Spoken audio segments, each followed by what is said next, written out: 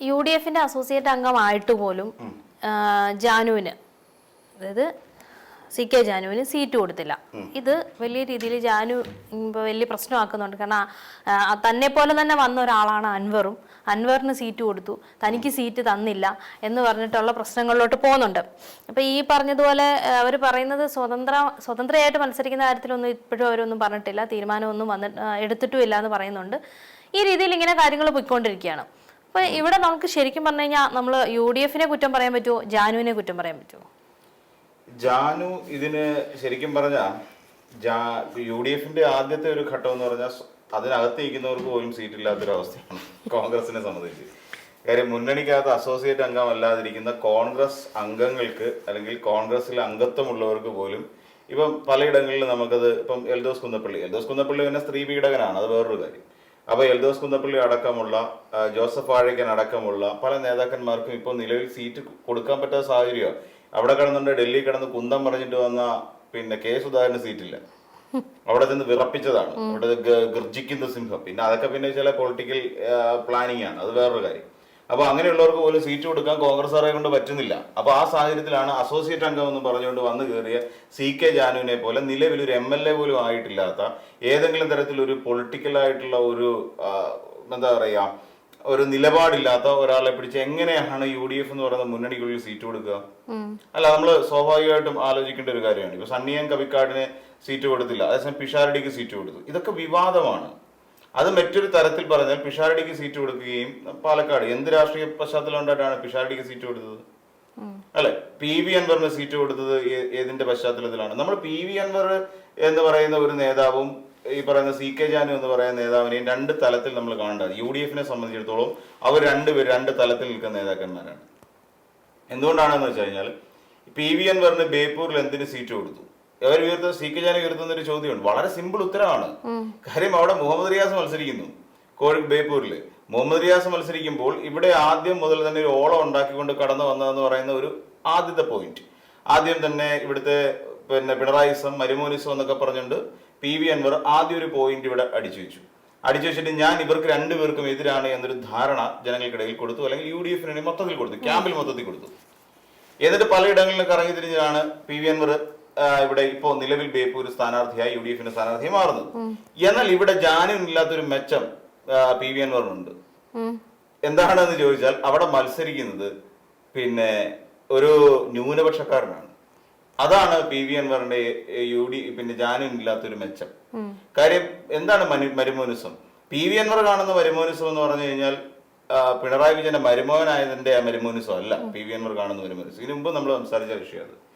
PV അൻവറും UDF-ഉം മരുമോനിസം എന്ന് കാണുന്നത് വീണ വിജയന്റെ ഭർത്താവ് എന്നുള്ള നിലയിലാണ്. എങ്ങനെയാണ് അത് വരുന്നത്? അവിടെ വർഗീയമായ ഒരു തിരിവുണ്ടാക്കാൻ അവിടെ വളരെ എളുപ്പം സാധിക്കും.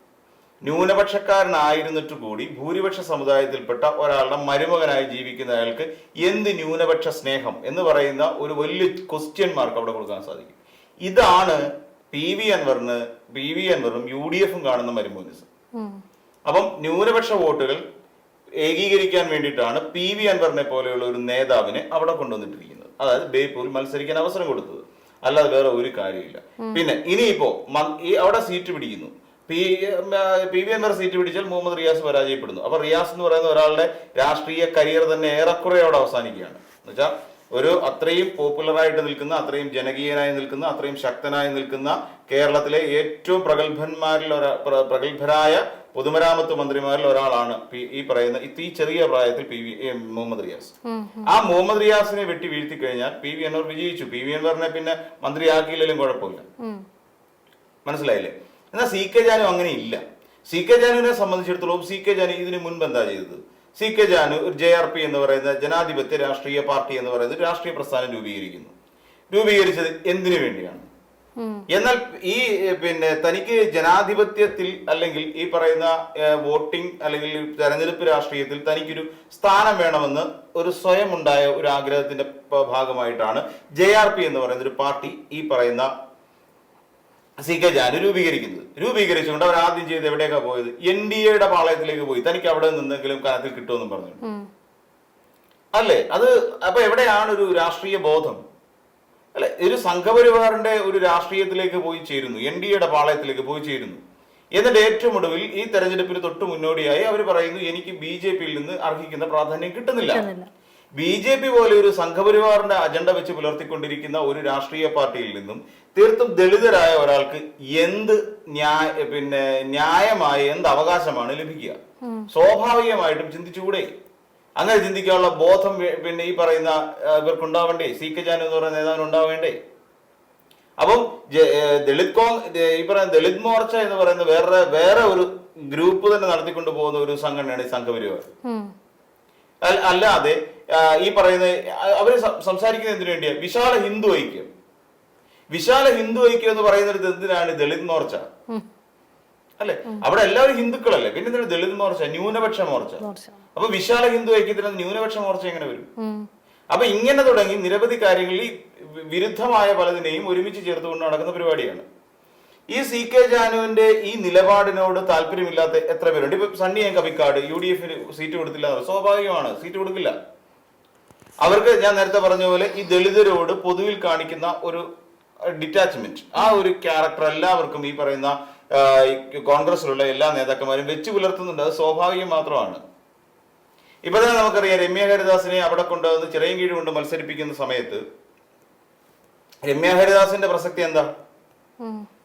ലോക്സഭാ സീറ്റിൽ ഒരു തവണ മത്സരിച്ച് ജയിച്ചു എന്നുള്ളത് മാത്രമാണ്, അല്ലെങ്കിൽ രമ്യ ഹരിദാസിന് കൊടുക്കില്ല. ഇപ്പൊ CK ജാനു അതിനുശേഷം ഇവർ അർഹിക്കുന്ന പരിഗണന നൽകുന്നില്ല എന്ന് പറഞ്ഞുകൊണ്ട് ഈ CK ജാനു അവിടെ നിന്ന് വിട്ടിറങ്ങിയിട്ട് നേരെ പോയി UDF-ലേക്ക് അഭയം പ്രാപിക്കുന്നു.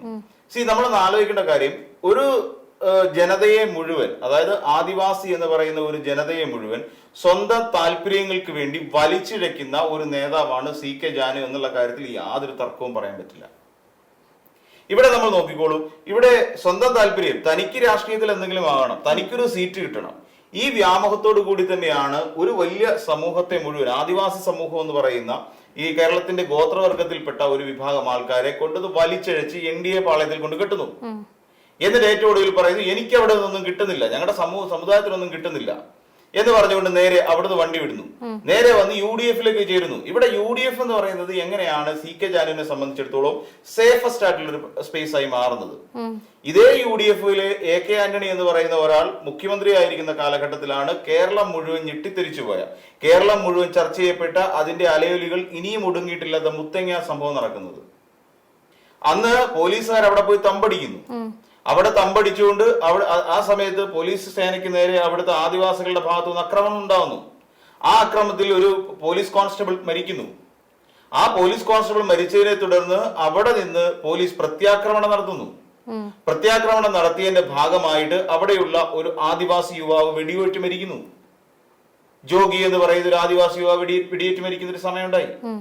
അപ്പം എന്നിട്ടും ഈ സമരം നമ്മളൊന്ന് ആലോചിച്ച് നോക്കൂ, വനം അവർ കയ്യേറി അവിടെ റിസർവ് ഫോറസ്റ്റ് ആയിട്ട് പ്രഖ്യാപിക്കുന്നതുമായി ബന്ധപ്പെട്ടാണ് പ്രശ്നം നടക്കുന്നത്. അന്ന് വനമന്ത്രിയായിരിക്കുന്ന ആളാണ് ഈ കഴിഞ്ഞ ദിവസം ഹൈക്കമാൻഡിൽ പോയി അവിടെ കടന്ന് ഇത്രയും വിവാദ വിഷയമൊക്കെ ഉണ്ടാക്കി തിരിച്ചു വന്ന K സുധാകരൻ. അതുകൊണ്ടാണ് സുധാകരൻ ഇപ്പൊ കിടന്നിട്ട് തിളയ്ക്കുന്നത്, വീണ്ടും മന്ത്രിയാവാൻ വേണ്ടിയിട്ടാണ്. അപ്പം ഇവിടെ K സുധാകരൻ അന്ന് വനമന്ത്രിയായിരിക്കുന്ന സമയത്താണ് ഈ അക്രമം നടക്കുന്നത്.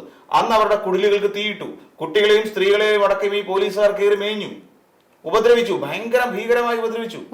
അങ്ങനെ ഉപദ്രവിച്ച സ്വന്തം സമുദായത്തോട് സ്നേഹം ഉണ്ടായിരുന്നു എന്ന് കരുതപ്പെടുന്ന CK ജാനു പറയപ്പെടുന്ന CK ജാനു പിന്നീട് പോകുന്നത് ഈ പറയുന്ന കോൺഗ്രസിനെ പിന്തുണയ്ക്കാൻ, അവരുടെ അസോസിയേറ്റ് അംഗമാകാൻ വേണ്ടിയാണ്, UDF-ന്റെ അസോസിയേറ്റ് അംഗമാകാൻ വേണ്ടി തന്നെയാണ്. അന്നും ഈ പറയുന്ന UDF-ലെ ഘടകകക്ഷികൾ എല്ലാവരും തന്നെ അന്നും അധികാരത്തിലിരുന്ന ആൾക്കാർ തന്നെയാണ്. അപ്പൊ എവിടെയാണ് ആദിവാസി ഗോത്രത്തോട് CK ജാനുവിനോട് സ്നേഹമുള്ളത്? എവിടെയാണ് സ്നേഹം? അവരോട് എവിടെയാണ് ആത്മാർത്ഥത? അവരെ ഒന്നാകെ വഞ്ചിച്ച, അവരെ ഒന്നാകെ ഗതികേടിലേക്ക് തള്ളിവിട്ട UDF-നോടാണ് അവർ പിന്തുണ പ്രഖ്യാപിച്ചിരിക്കുന്നത്. തെറ്റായ സമീപനം, രാഷ്ട്രീയമാണെങ്കിൽ തന്നെ തെറ്റായ സമീപനമാണ്. എന്നാൽ ചിലർ ചോദിക്കും, ഈ പണ്ട് കാലത്തെ കാര്യങ്ങൾ വരച്ചുകൊണ്ട് സമകാലിക രാഷ്ട്രീയത്തെ വിശകലനം ചെയ്യാൻ പാടുണ്ടോ?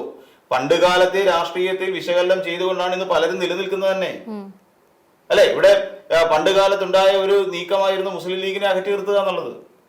LDF എടുത്ത ഒരു തീരുമാനമായിരുന്നു. എന്നിട്ട് ഇന്ന് മുസ്ലിം ലീഗ് അകന്ന് തന്നെ നിൽക്കുകയല്ലേ? എന്തുകൊണ്ടാണ് രാഷ്ട്രീയ തിരുത്തലിന് പോകാത്തത്?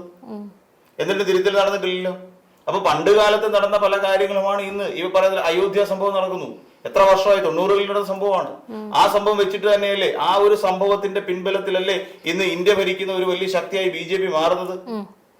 അവിടെ ഈ പറയുന്ന ബാബറി മസ്ജിദ് എന്ന് പറഞ്ഞ പള്ളി പൊളിച്ചിട്ട്, അപ്പം ഈ പറയുന്നത്, എന്നിട്ട് അന്ന് എല്ലാവർക്കും ഈ ബാബറി മസ്ജിദ് പൊളിക്കുന്ന കാലഘട്ടത്തിലെല്ലാം അതെല്ലാം തർക്കമന്ദിരമായി മാറി. പിന്നീട് ഈ എല്ലാവരും ചെയ്തൊരു പരിപാടി എന്താ, ഈ മാധ്യമ പ്രവർത്തകരുടെ ഒരു ഇരട്ടത്താപ്പ് എന്നൊക്കെ വേണേൽ പറയാൻ പറ്റുന്ന കാര്യം, അതിനെ തർക്കമന്ദിരമാക്കി മാറ്റി. രാജീവ് ഗാന്ധി പോലും ഒരു തർക്കമന്ദിരം എന്ന് വിളിച്ചത്. എന്തുകൊണ്ടാണ് രാജീവ് ഗാന്ധിക്ക് പോലും അതിനെ തർക്കമന്ദിരം എന്നല്ലാതെ ബാബറി മസ്ജിദ് എന്ന് പറയാൻ കഴിയാതെ പോയത്? അപ്പൊ ഈ പറയുന്ന അന്നത്തെ കാലത്തിന്റെ തുടർച്ച തന്നെയാണ്, പഴയ കാര്യങ്ങളുടെ തുടർച്ച തന്നെയാണ് ഇന്നത്തെ പല തെളിവുകളും നമുക്ക് കാണിച്ചിരുന്നത്. നമ്മൾ എന്തുകൊണ്ടാണ് കഴിഞ്ഞ 10 വർഷക്കാലത്തെ കേരളത്തിന്റെ അത്യാവശ്യം കുഴപ്പമില്ലാത്ത ഒരു വികസന കാലഘട്ടം എന്ന് വിശേഷിപ്പിക്കുന്നത്?